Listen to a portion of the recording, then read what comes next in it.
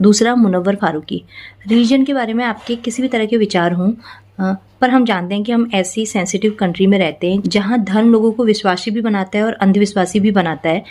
आप किसी गलत चीज़ के बारे में बोलिए, लेकिन हमें एक तरीका तो होना चाहिए ना कि लोगों को बात समझ में आए, ना कि दुख पहुंचाए। तो मुनव्वर फारूकी भी शायद थोड़ा लाइन पे आ गया है, लगता है मुझे। तीसरा मैं बात करूँ समय रैना की, जिस पे केस चल रहा है। इस बंदे को तो लाइन पे लाना बहुत ज़रूरी है। अगर आपको इस लड़के का एक क्लिप याद हो तो किसी शो में एक लड़की इससे कुछ कह रही है कि टैक्स देने के लिए इतना पैसा कमाना तो पड़ेगा। ये एक लड़की ने कमेंट किया, उसने गुस्से में उसे एक इस तरह का स्टेटमेंट बोला जो एक तरह का ना थ्रेट है। उस पर किसी ने बात नहीं करी, मतलब उसने खड़े खड़े इतनी गलत बात बोली। और कुशा कपिला के साथ तो उसने क्या बोला था वो सब तो आपको पता ही है। तो ऐसे लोगों को सबक ज़रूर मिलना चाहिए, पर तरीका कानूनी होना चाहिए। चौथा, प्रणीत।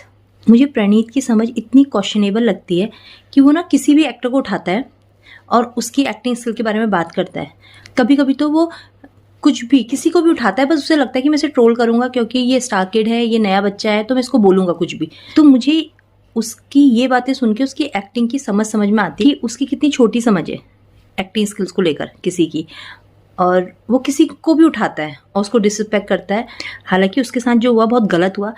तो ये चारों बंदे रडार में तो हैं सबक सीखने के। हर चीज़ करिए आप, क्योंकि अभिव्यक्ति की स्वतंत्रता है और हम ऐसे देश में रहते हैं कि हमें बोलना ही चाहिए। अगर इन सबको सीखना है तो ये विपुल गोयल से सीखे। तो वो कितना इंटेलिजेंट पॉलिटिकल सटायर करता है अपने स्टैंड अप में।